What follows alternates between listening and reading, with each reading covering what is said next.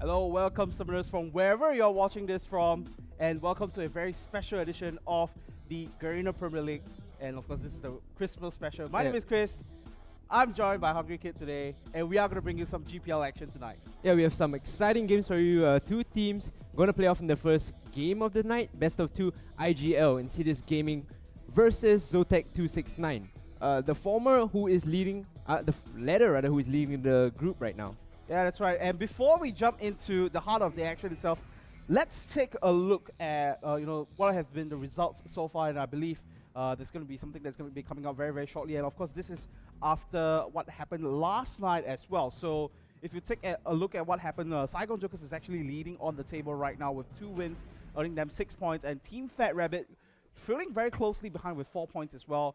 Hanoi Fu Louis is currently trying to catch up as well, having 1 point to the name, and Juggernauts have yet to secure 1 win on their side as well. So yeah, yesterday we saw the Saigon Jokers destroy the Juggernauts in a very convincing 2-0 fashion, not leaving them any room. Meanwhile, the Fat Rabbit versus Hanoi Fu Louis, kind of shaky, managed to drawing out 1-1. In the second game, the Fat Rabbit really stepped up, especially Dream, the mid laner. We talk a lot about this. But however, we are into the picks and bans for game 1 of tonight. Insidious Gaming Legends versus Zotac 269. Picks and bans, right off the bat, Thresh, Nar, and Syndra being banned out by Insidious Gaming Legends. Xerath, Morgana, as well as Lysandra being banned out by Zotac here. Yeah, that's right. So these two teams going up against each other, I feel like this is going to be one of the most important games for Zotac 269, because in last week's action, they actually convincingly took down K-Thanks in a 2-0 fashion. So they will want to continue on with that momentum, and considering the fact that they are one of the newer teams to join the Garena Premier League as well, they will want to make sure that they stay on top of their momentum, try to take out IGL, as much as they can, try to replicate what they had from last week. And for IGL as well, because they went 1-1 against Kuala Lumpur Hunters last week, they need to actually catch back onto that, try to get the win over Zotac as well. So this game actually means a lot for both teams. Yeah, as you said, this is how Zotac is going to be able to extend their lead in the group, and this is the redemption here for Insidious Gaming Legends. But let's take a look at picks and bans. Rumble taken out immediately by Hallelujah. It's going to be in the top lane for him, I believe. Being able to play that very popular pick now, I feel is a great thing for Insidious Gaming Legends. However, they do lock in that LeBlanc instantly for LI4. Lucian, probably for Valkyrie, he's played that twice in this GPL so far. He really likes that champion. Janna, however, picking up for Rapier here. Very good counter pick towards Alistair. On the Vietnamese side, we have the Alistair, as I mentioned, and Lee Sin. So Lee Sin, definitely a pick you want to take away from this Insidious Gaming Legends squad. They're so mechanically good, you don't want to have that get the Lee Sin. And then Alistair, it's a Vietnamese flavor pick. They really like to pick up the Alistair to roam early on. What you see normally is Celebrity will just recall, and then Zerg, he'll just walk up to the mid lane, use that headbutt pulverize, and get a kill. That's right, so a very important pick for Zotac 269. Let's see what they decide to actually pick up for the rest of the lineup here. And I just want to quickly point out that this Janna and Alistair thing that's been going on ever since Season 2 as well. These two support duos going up against each other is just like a classic to have, and I feel like that's the best way to kind of kick things off for tonight. Just having these two classic rivalries clash against each other. And with the time dwindling down, I think that should be the Kassadin as well as the Maokai locking in for the Zotac squad here. So that's going to be the case, which means that they are going to look towards, perhaps more towards a mid to late game scaling sort of team fight fashion. I have to agree with you there. The Kassadin here definitely picked up to counter pick the LeBlanc, taken here by LY4. Yesterday we saw a Kassadin versus LeBlanc matchup multiple times versus, I think it was between Dream as well as the mid laner for Hanoi Fu Louis. It was, goodness, I can't remember the name for the life of me at this moment, but Dream played that really well. And we'll have to see here if LY4 manages to emulate his compatriot here. However, Callister, perhaps a very interesting pick. She is available, I believe, so being able to pick that Callister, very mobile champion, might be able to do that Cassidy and Maokai much better than we expect. Yep, but let's see what is going to be the choice though, because we're kind of still waiting. Callister might be an interesting option for the Legends squad to kind of look into, but at this point in time, I think they're just trying to explore the options here. And I really like the Jarvan pick if they do go for it though, because it just creates so much better synergy. But they just switched it up last minute to Pantheon, so I believe that's going to be going up into the jungle as well. So instead of having that huge AoE the Cataclysm with the Cataclysm, you're going to have that global pressure and that single target CC That's that right. So Pantheon brings. you have a lot more burst, and I think that complements with the rest of the team quite well as well. So Yeah, you know, so this it's last going both ways. This last pick here, probably, if I'm not wrong, they lock in the Tristana. Something that the Vietnamese side really love to do, they like to pick that Tristana, get that inavailability. Basically, you scale up to a certain point where your win condition is met. Tristana is strong enough to carry the team. And they built the composition solely on having a very strong front line in the form of Alistair and then Maokai, and they have Tristana behind, being able to hit for free. We've seen Celebrity plays Tristana multiple times in the GPL very effectively. However, back to your point on Insidious Gaming picking up the Pantheon, right? I want to say that I preferred the Jarvan a bit more because Cataclysm and Equalizer is definitely a scarier combination than the Equalizer and Skydrop. Yeah, so in that sense, we have two very separate team compositions coming to this one with Zotac pretty much creating this mid to late game scaling composition, and they have some early game potential from both Destroy as well as playing that Lee Sin as well as that Alistair to try to maybe create some map pressure around the map and you know, smooth things out into the mid game stages. Whereas for ISG Legends here, they have a very strong early to mid game composition where with the Pantheon and the LeBlanc as well as the Rumble as well, if you look at it, all their power strength is going to hit during the mid game stages, and they do have some sort of late game insurance in the form of the Vayne as well. Exactly, but you mentioned a bit about how the mid-game power spike definitely in the favor in Insidious Gaming Legends.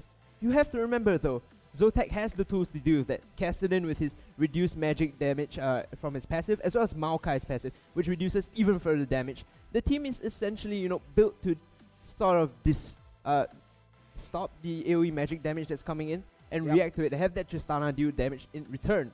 So all in all, I feel Insidious Gaming Legends here might have just played into the hands of Zotac 269. Yeah, and the pick and ban phase coming in for the Zotac squad as well is pretty impressive if you think about it. They have the tools they need to actually draw it out to the mid-game stages and the late-game stages, where they know that they will definitely come with Supreme just because of the nature of the champions itself. Yeah, and well, as we enter the, I believe it's the 3-minute delay for the live server, because we are playing on C server, so it's not Tournament Realm, it's no instant 3 minutes, so unfortunately, 3-minute delay. But however, back to the game. Something I want to talk about is that, you know, coming to this game, Insidious Gaming Legends doesn't have this tendency to do the early level 1 lane swap. And the Vayne, Janna versus Alistair, Tristana is going to be very hard for them. Your short range will mean that you get zoned out very easily by Tristana. She's going to proc the explosive shot so easily. And if they don't lane swap, I could see this going very badly for Insidious Gaming Legends. Well, I guess, you know, this sort of arguments could go both ways. But I feel like overall as a whole, if they don't go for the lane swap, a lot of the onus of the how well the lane is going to do is going to fall on the responsibility of Rapier, because he needs to be the one to constantly try to, you know, knock up the Alistair, make sure that he doesn't come close into range, and to create as much space as possible for Valkyrie to just farm up, be very safe in the lane, and then hopefully when the jungle appears, and then, you know, just chain up that CC and then go for the kill. Yeah, the interesting thing is that Valkyrie as an AD carry, he's not the kind of hard carry double lift style. He's more of the stable, consistent. He won't die in lane as much, even at all sometimes. He'll go very consistent. Even if he falls behind in CS, he'll keep himself very relevant. Picking up this Vayne here compared to something like Illusion, which is done admirably on in the past, it's gonna be a different flavor here. That's right, and the thing about the game as well, if you think about it, ever since the preseason patch hit, and of course right now we are playing on the 4.21 patch as well, which means that the early Dragon aggro is not going to be able to, you know, we're not going to see any of that shenanigans anymore. I feel like, you know, the game's just going to draw out even further than it is. In 4.20, we can see the average game time go up to maybe past 30 minutes, past 30 plus minutes as well. And before we go into that, we have a very nice portrait of the Insidious Gaming Legends squad here. So let's kind of explore a little bit about that. On your screens from left to right is LY4 followed by Rune, Hallelujah, and then it's Valkyrie and Rapier. So you could see all done up makeup, posing very nicely for their portrait. Something I like about this team, you know, this is their second run in the GPL, so they've had more experience in the GPL compared to Zotac. So in theory, with that experience comes knowledge of how to close out games. And something we've seen a lot in the, well, this week of games rather, is that the newer teams, yes, they can get a goal lead, yes, they know how to snowball their advantage. They can't necessarily close out the lead because they don't really understand how the win conditions work sometimes. Yeah, that's right. But on the flip side of the argument, if you think about it, with the preseason patch, right, and the 4.21 patch kicking in as well, end of the day, it boils down to who can adapt to the patch faster and who understand the you know, the dynamics of the game as much as possible. And for Zotac 269 as well, I was watching a couple of scenes in their own regional tournament, the VCS. And if you look at it, actually they do pretty well on their own side.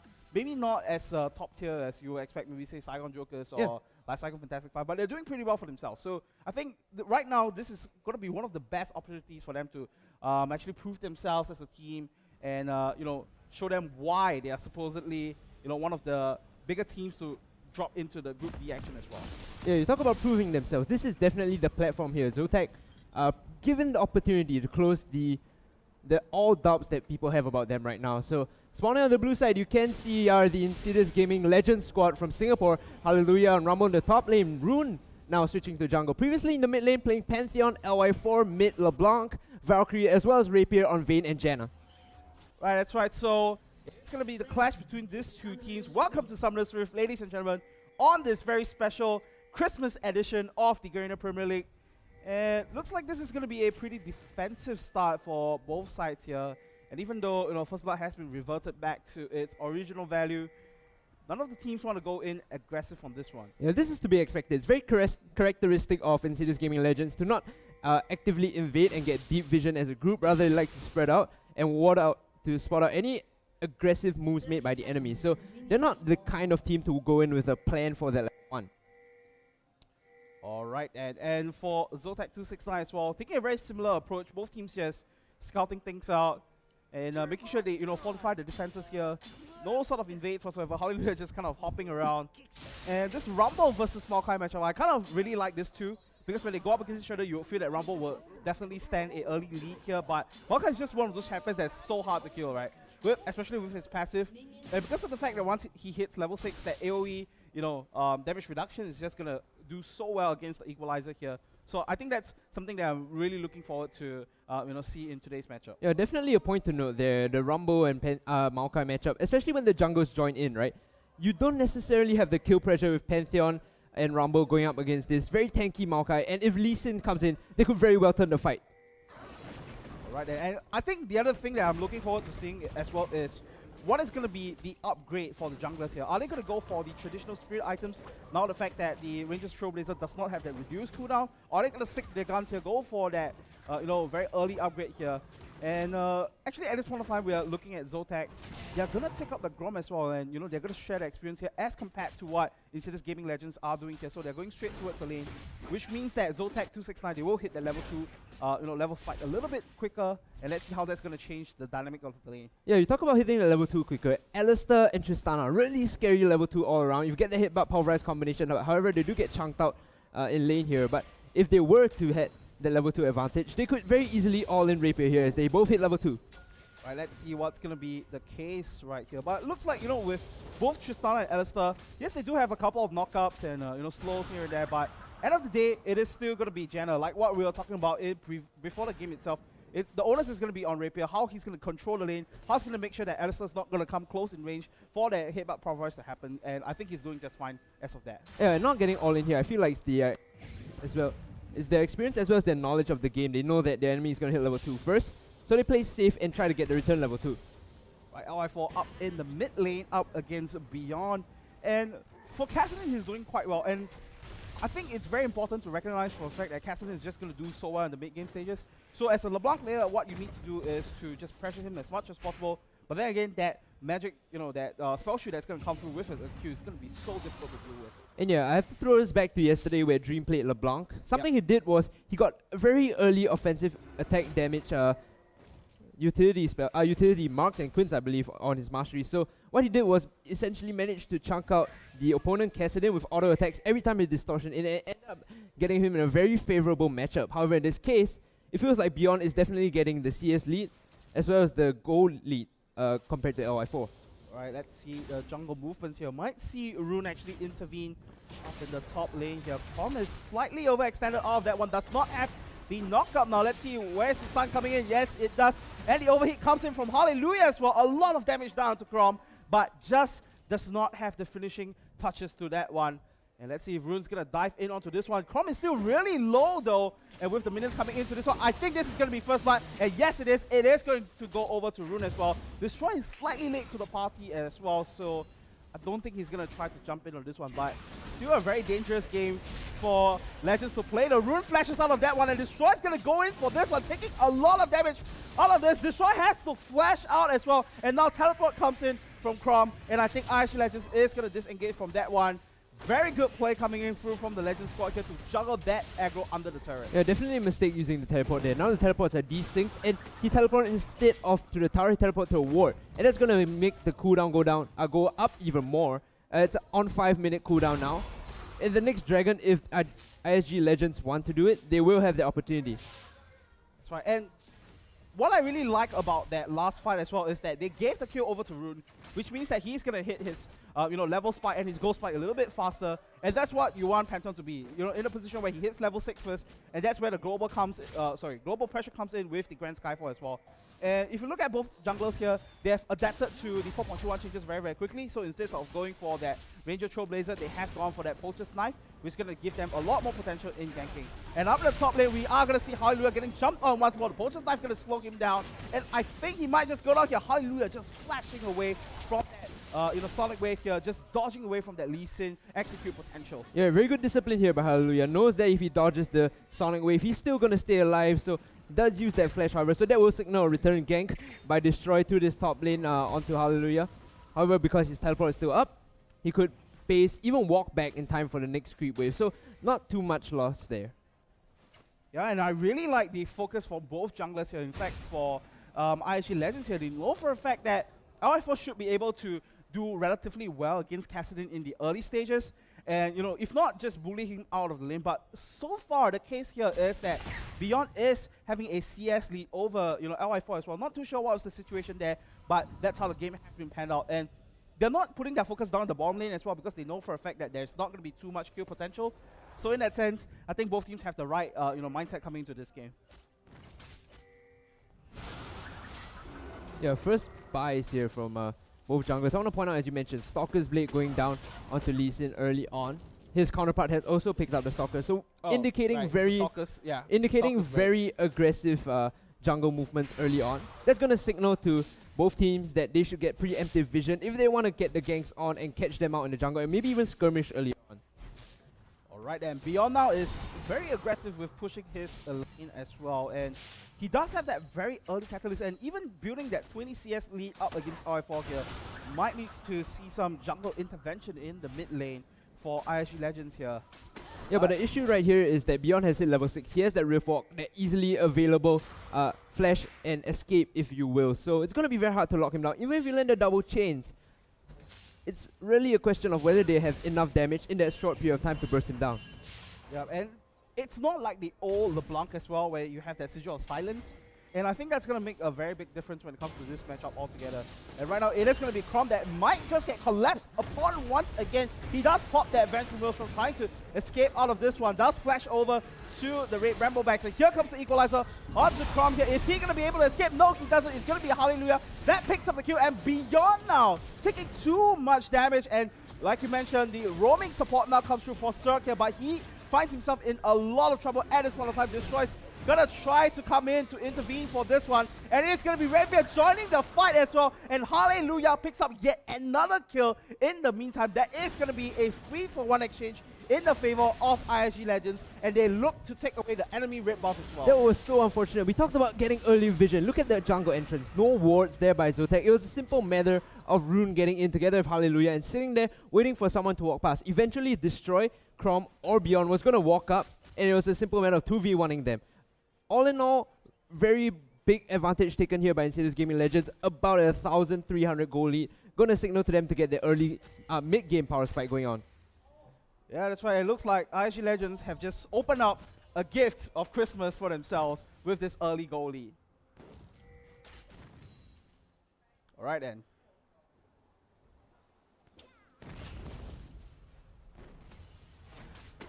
Down the bottom lane, we do see Valkyrie actually trading back against Celebrity here, taking him down to about half of his HP, and just making sure that he's putting out a lot of pressure down onto the Tristana here, making sure that she is pinned down as much as possible as well. And you start to see that CS discrepancy come into play here. Valkyrie is out about 10 CS against Celebrity, so he's doing very well for himself. Yeah, Valkyrie playing this Vayne matchup really, really well, picking up the CS lead at the point where he hits his Blade of the Ring King, he's going to be able to roam to a random lane, something that Piglet really popularized from SKT, and gank that lane with his invisibility as well as the stealth offered by his ultimate passive, I believe. Yep, that's right. And we do see both supports returning to the lane as well. Let's see what's going to be the case here, because so far it has been, you know, ISG Legends just controlling the lane as much as possible, and it just throws back to the, you know, their very, you know, bread and butter strategy. You know, win the lanes and then win out the game from there. But we did see a very nice rotation come through from the support players earlier. And right now, it is also going to be destroyed, moving up into the mid lane, trying to make sure that, you know, they have some support for Kassadin right there. And Rune now is going to join the fray of the battle as well. So both junglers are collapsing around the same area right here. It's going to be destroyed, jumping over to the Dragon Pit just to get the extra bit of leapfrog to get away into safety. I feel at this point in time in the mid game, the best strategy for Zotac is to not even look at the dragon. Don't attempt it. Just trade a tower or maybe a kill extra for that dragon, because with the Rumble Equalizer, with LY4's LeBlanc, they're going to be able to catch you out and burst you down, or even teamfight you really well. So try not to try not to get into those early skirmishes around objectives, but rather trade them off. Ooh, and right now we do see multiple members just gathering around the dragon area, and I think this is kind of vintage ISG Legends as well. They are known to be one of the best teams in the early dragon control here. So even though with a swapped up roster and with a lot of different members as well, I think they still retain that strategy right here. So they were looking to maybe collapse onto the dragon, but has decided to back off at this point of time, because they knew for a fact that they were taking too much time off of that one. So I think that was a pretty wise decision. The Destroyer here still hanging around for added opportunity, hoping to go for this shutdown here on Valkyrie. They want to deny him that ability to get even further compared to Celebrity. Right, Valkyrie has been left pretty much untouched and unpressured at this point of time down the bottom lane. LY4 going for some aggression here onto Beyond, trading very equally with him. But right now, this might be the turning point. The Ignite now goes down onto the clone of LY4, and Beyond now is going to be in a lot of trouble here, but it is going to be him rift walking into the fray of the fight once again and picking up the kill onto LY4. Very tricky mechanical play there coming from LY4. Using the clone to juke him out, almost succeeded. However, in this Kassadin versus LeBlanc matchup, you never want to go all in against the Kassadin. With his passive, he's going to reduce all the damage you do to him, and with the rift walk, you're never going to be able to escape in an extended engage. Yeah, and the thing that I want to point out for LY4 as well is that if you look at his itemization, he did go for the Chalice as compared to what Beyond had earlier, which was the Catalyst as well. So in that sense, just on raw stats, Beyond had that extra bit of HP to work with, and I think that was what they won him to fight. Honestly, I have to criticize this is itemization. I feel like he should have gone for the Morellonomicon. The earlier ability power and power spike was going to help him roam around the map and get more kills. Additionally, the passive from Morellonomicon will be able to deny Chrom all that healing that he will get from his own passive that regens. So, very questionable itemization coming here from LY4. Well, let's see if he's going to switch things up a little bit, and we are starting to hit that stage, that 12-minute, 13-minute stage where, you know, you start to see that Kassadin start to, you know, snowball, get bigger, and he is up by one level up against LY4 as well. So that's a very important thing to take note when the next fight breaks out. Yeah, hitting that 13-minute Rod of Ages really ahead of the curve. Normally you want to get there about 15, 16 minutes to be safe. The latest I've seen was about 18 minutes, but 12, 13 minutes, very quick.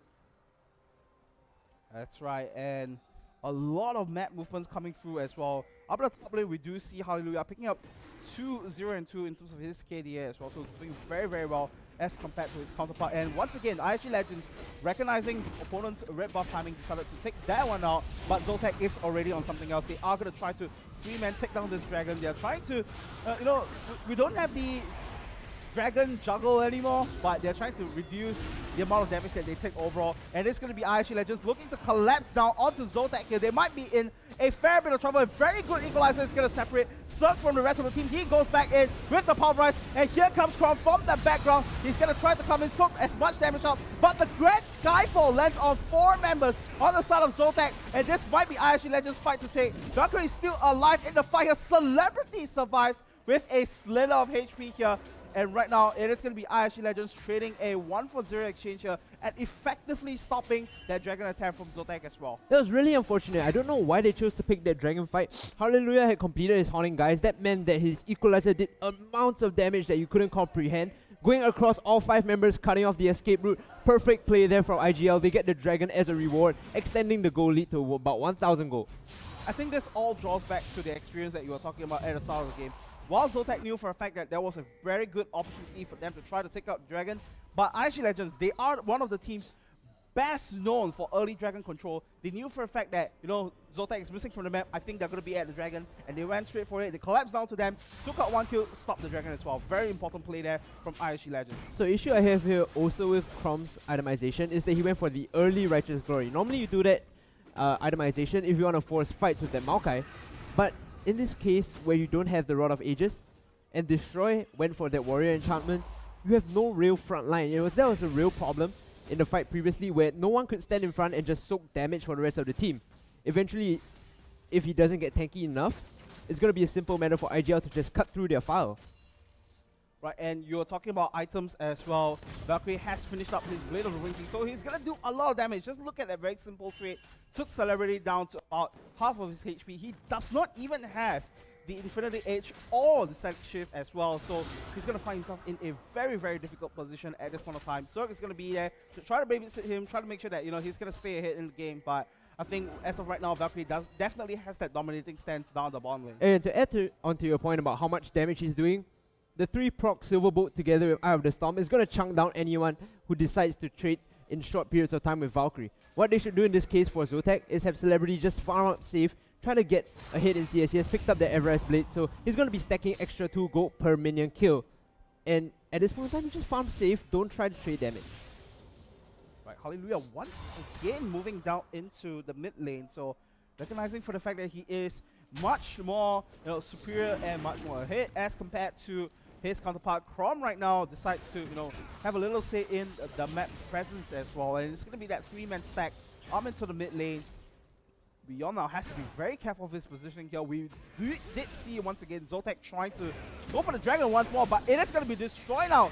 Getting moved in a very nice Dragon Rage, actually kicking up 3 members on the side of IG Legends, and down the bottom lane as well. We did see actually Valkyrie taking down Celebrity. I believe it was the final hour. He found the positioning that he needed, and he took him down in 1 clean sweep. And without the AD carry, I think this might be the Dragon going over to IG Legends, but Zotac has something to say. It is going to be the steal coming in from Zotac, and they are going for the fight once again. LY4 taking out Destroy, and Beyond is going to take down the jungler as well, and it is going to be the fight. Beyond now jumps beyond the wall to try to take down the AD carry, and yes, he does in the attempt. The shutdown goal does, however, go back to LR4, and Hallelujah at the same time takes down the double kill as well. And in the end, a very, very massive fight, but it is a 4-for-2 exchange.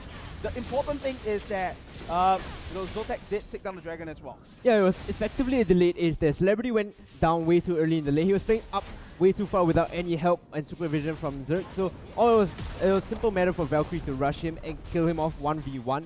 However, when you are down 1 member, you don't want to contest Dragon. What you do in that case is try to establish a defensive perimeter of wards instead of running up and challenging them with a man down. Yeah, and I want to quickly point out that IG Legends, they did take out the mid lane turret, so they effectively traded objectives. But I feel like overall, in the long run, it's going to favor IG Legends so much more, just because based on their composition here. IG Legends here have a very strong pick composition, whereas Zotac has a very strong mid to late game scaling composition. Yes, they did get the Dragon, they did get the extra bit of stats, but IG Legends, they are far more ahead in terms of gold, in terms of map control as well, and that's going to help so much when you're playing this pick composition. And the thing is, you look at that trade, yeah, they got Dragon, but that shouldn't have happened. It was just a mistake by Insidious Gaming Legends that allowed Zotac to get the Dragon. It was a slip of the finger. He didn't smite it, or whatever mistake it was. At the end of the day, if you keep making trades like that, you're not always going to get Dragon. Here, Destroy going in the top lane. Right, and Hallelujah here almost getting kicked back on that one. But here comes the Grand Skyfall from Rune as well. They are going to try to chase down onto Zotac right here. And a very nice equalizer once again cuts off Zotac 269 here. Promising a lot of trouble. Let's see who picks up the eventual kill. It is going to be LY4 that picks that one up. And I think actually I just wanted to feed that one over to him, making him a killing spree at this point of time as well. Now 12-4 in terms of kill count, but the action is not over as of yet. Valkyrie now down the bomb lane. Gonna knock Celebrity away, and in fact, it's gonna jump into enemy free right here. It is gonna be Valkyrie still surviving in that one. Zerg's trying to bring him down here, but Valkyrie is gonna be kept alive with the Eye of the Storm, and that is going to be another kill going over to IG Legends. Yeah, teleport was up for Hallelujah. He joined the fight. Simple matter. Not sure what Celebrity was trying to do when he jumped in to finish off Valkyrie. He could have rocket jumped away to escape and sacrifice Zerg, even though he had his unbreakable will. All in all, very good trade there by Insidious Gaming Legends, snowballing the lead for Vayne here even more. The mid game is really scary now. 6-0-6 with the Liandry's Torment is this Hallelujah Rumble. 3-1-5 Vayne. Most objectives now really hard to be contested if you're Zotac. And if you look at it, I really like how IG Legends have been, allocating these kills over on their own, and a lot of the kills have been going over to the carries. We did see Rune get their very first blood to try to snowball his level and his goal experience process, but after that, he has been feeding all the kills over to the carries, and they're doing very well for themselves. You take a look on the other side of the scoreboard, Zotac. They have 4 kills, 3 of them went to your Cassidin. That's great. You want him to get those kills early on. The last kill is on Zerg, your support. You never want that to happen, and the rest of the team has no kills at all, only assists. This is really unfortunate for Zotac. Yes, they have the inevitability. They could scale up to a point at 40 minutes where they can win the fights with Tristana, but whether they get there is a different question. That's right, and the other worrying sign that's coming in through from Zotac as well is, if you look at from up the top room, 0, 5, and 3, does have that Righteous Fury, but I'm very skeptical on how well he's going to be tanking for the rest of his team. Yeah, very unfortunate. I think the itemization here very iffy, as I mentioned before. Add to the fact that now Lee Sin, I believe he's going for the Aegis of the Legion. It's going to provide a bit more survivability, but from all the magic penetration being brought in here by Hallelujah as well as LI4, I think IGL has the clear advantage here. Alright then, and everyone else is returning to lane as per usual. We did see LI4 pick up. I think he's itemizing towards that Death Cap with that Needless Village as well as that Blasting Ball. And the big story here is for Valkyrie finishing up that Phantom Dancer as well. So adding on to that much extra attack speed, and you already have the extra shield coming through from Rapier and the extra damage as well, so he does not find the need to actually build up that extra bit of damage at this stage of the game. Yeah, Dragon coming up in a minute and 20 seconds. Look at the wards around the map now for Insidious Gaming Legends. Spotting out all the entrances and exits of the jungle very well. You could see them moving together as a unit, dewarding. This is essentially what you want to do a minute before Dragon comes up. Establish vision. If you can get a pick, great. That's a free Dragon. If not, you have the vision to fight with and hopefully use the advantage in the next team fight. And hopefully they did not kind of dump up what they did earlier, which was to give a free Dragon away to Zotac. Yeah, definitely a misplay there, but at this point in time, I believe Rune, he should be getting the blunt of flag from his teammates. They'll probably be telling him, don't miss this time. We always see what happens when, the professional junglers lose up their mind. It's like the kind of backlash that he gets, but I think this time around it's not going to be too bad. As it's going to be Zotac 269, I think they recognize on their side as well is that Dragon is going to come out in about half a minute or so, moving towards that area of the map. But this is the issue here. If you're the one that's warding reactively, and your enemy has wards down first, they can spot out where you warded and deward it. You can see here, they're setting a trap, they know they think the area is safe and they're going in. Oh, Destroy now getting actually zoned out and taken down quite low here, down to about 4 of his HP, and we will see Valkyrie pick up the kill off of that one. We will see Beyond try to take him down. Valkyrie is going to be the first to fall on the side of IG Legends. From now, trying to soak a lot of damage and to create as much distraction as possible. And Hallelujah picking up the equalizer, and LI4 now going in once again. We do see a couple of more kills coming in. Crom's going to flash over the wall here, but I think that's going to be one more kill going down as well, and that is going to be your ace on the side of IG Legends, all champions eliminated. Now we talk about vision, right? A bit of a misplay coming in from Valkyrie there. He went in a bit too aggressive, but all in all, once Hallelujah arrived with the equalizer, it was basically game over because he's layered it so perfectly these games. Basically all of his equalizers this game have been game-changing. And landing that 3-4-man equalizer, basically, at the end of the day, LI4 just comes in with the double distortion and cleans everyone up. I think that's the kind of thing that you would see from most, Riot champion spotlights. When you have, the some equalizer, and then you have this very famous signature line. That's what separates the good Rumble players from the great Rumble players. And Hallelujah is an amazing Rumble player right now in this game. 807 picked up the Zhonya's Hourglass, doing exceptionally well, even though he got pressured early on. The first gang from Rune, I believe, helped him a bit early on, but Destroy came back, pressured him. All in all, the roams from him, however, were great because you could see from his multiple teleports early on. He went down to bot lane, got a couple of kills for himself. Yeah, that's right. And you know, that's the kind of thing that you would least expect out of a Rumble. You would think that he'll just power farm up in the top lane and then only show his presence when he has that teleport. But that's not the case for Hallelujah. He has been making a lot of appearances down in the bottom lane and the mid lane as well, if you recall back into his ganks for LI4 as well. And it is going to be Zotac once again meeting up with IG Legends, but this time up in the top lane here. 4 against 3. IG Legends going to kind of kite back for the time being. It is going to be Hallelujah going up against Beyond down the bottom lane with a very fed up Rumble going up against a pretty fed up Kassadin as well. Yeah, very smart here from ISG Legends. They moved back knowing they didn't have enough vision and regrouped to get more wards down. So now if they want to pressure this top lane turret, they'll have the sight required to spot out any flanks coming in. LY4 goes in deep onto Zerg. Right, let's see Zerg. He's going to pop his ultimate, going to be able to walk out of that one. But that is the ultimate down from the support player. A very important cooldown in the next course of action for the next few minutes or so. So grouping up this top lane, or rather jungle, top jungle. Valkyrie putting a lot of pressure onto Chrom. I don't think at this point anyone from Zotac 269 could effectively duel them out because he's just so far ahead. 1v1, he's going to take anyone down. And the siege is on in the top lane as well. Valkyrie is just going to fire away onto the top lane in the turret on the side of Zotac 269. And start to see a little bit of split push action coming through. IG Legends, they do have some vision down into the red side jungle of the Zotac squad as well. So they will be able to manipulate their movements around. Let's see what's going to be the decision here. They're taking a few, too long to do it. But I think because of how far ahead they are at this point of time, almost 10,000 up as well as compared to the Zotac squad, they should be able to kind of zone them off, kind of push them off their turrets as well. Yeah, you can see LF4 here just repeatedly walking into the jungle to chunk out whoever tries to deward. They really want to establish their dominance over this area of vision here. LF4, his mimic comes up every 25 seconds. That's available to him to chunk out whoever wants to walk in and challenge him. Alright then, it is going to be ISG Legends kind of peeling off the inner turrets for the time being. Perhaps wanting to go back to, kind of do some shopping, get some gold, get some items back up for themselves. Yeah, so Zotac does have that extra bit of breathing space, but they have been playing catch up for so long that you haven't been able to see what is their full composition coming into place here. But we are slowly approaching that mark. We're at the 26-minute mark as well, so it means that the Rod of Ages has been fully stacked up on the side of Beyond. And right now, it's going to be the rest of the team that needs to step up, try to follow up through for that pace, and then hopefully scale into that mid to late game scaling composition that we are all expecting. Yeah, gesturing towards Baron, so they probably want to set up a vision trap here because 269 being the newer team probably won't know how to. Whoa, so much damage goes down to Beyond. Right, he might just go down right here. He is down to about 1 slit of HP and he just gets taken down from both LI4 as well as Hallelujah.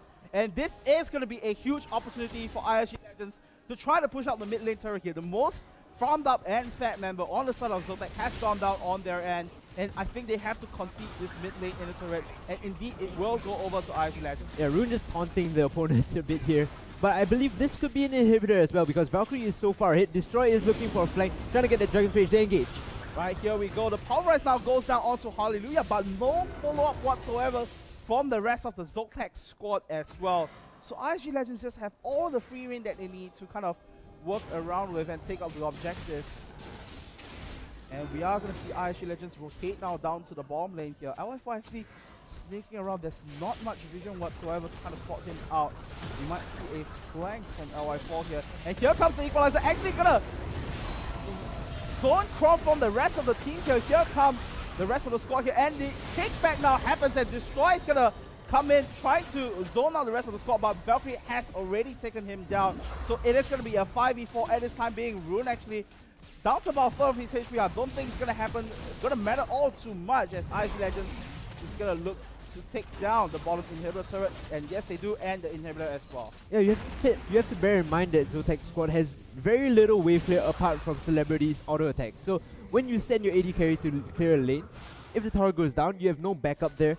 It's an easy matter for them to dive, and dive them they did. Hallelujah's equalizer caught out Chrom very simply, and the rest of the team rushed them and followed up. Alright then, so Zotac has lost their bottom inhibitor as well. So a very worrisome sign if you think about it. They need to actually establish some sort of map dominance at this stage of the game, but they're nowhere near that.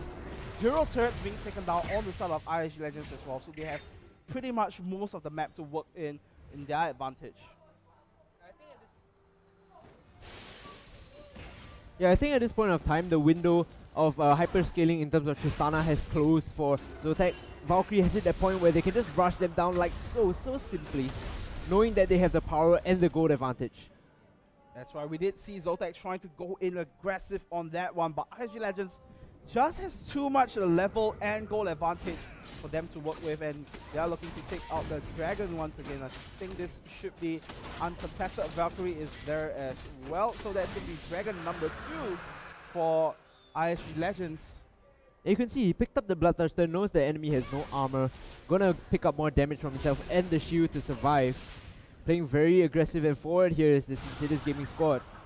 I think they have no reason to be afraid as well, because they are just having too much advantages on their end as well. So they might be able to look to close out yet another lane, take out the inhibitor, and then close off the game from there. And Destroy now might just get destroyed here, and he does go down very, very easily to LF4 as well as Hallelujah. These two guys have just been doing so much work to maintain the dominance for ISG Legends in this game. And this is something I want to point out about the newer teams and those that aren't so experienced. The fact that when they fall behind, they have no idea how to use vision to get back into the game.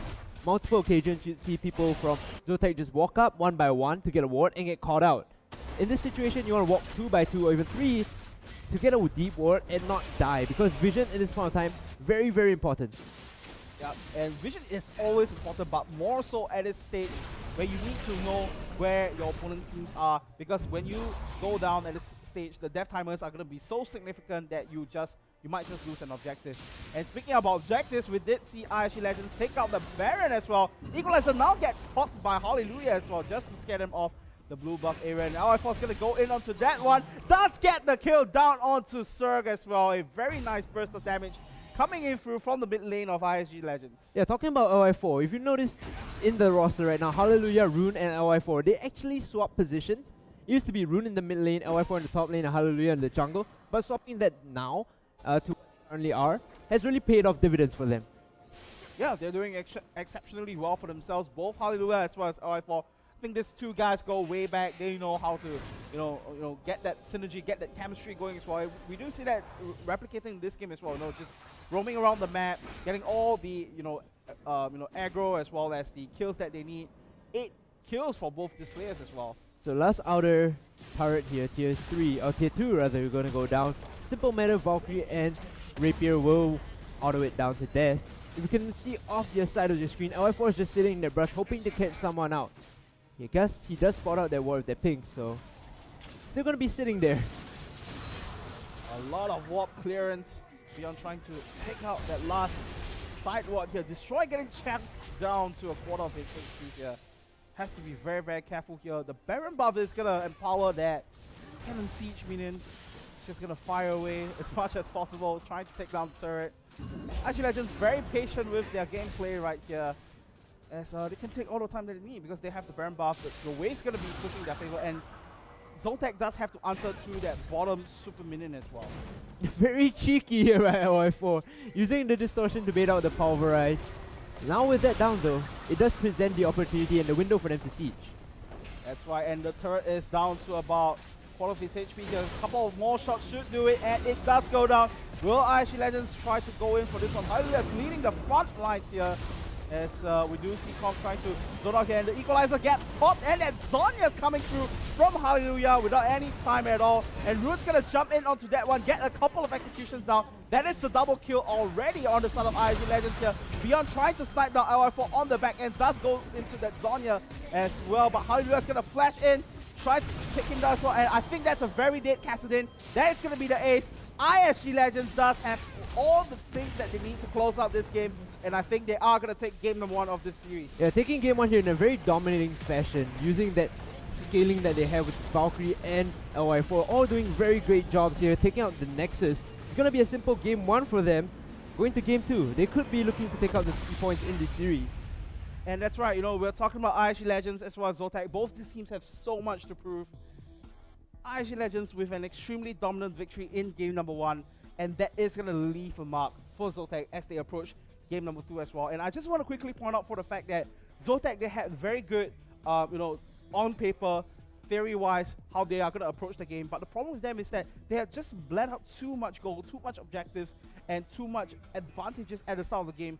They just played too much of a catch-up game. Yeah, and when you have a composition like Cassidy and Tristana, you don't want to fall behind too far necessarily at the start. It's okay to get like, 1,000, 2,000 go behind, but at a certain point in time, when they were 6,000, 7,000 go behind, there's no point getting a hyperscaling composition anymore. Yeah, that's right. Just look at the amount of damage dealt on the side of IG Legends, far superior as compared to their counterparts here as well. So, doing a lot of work on the side of IG Legends.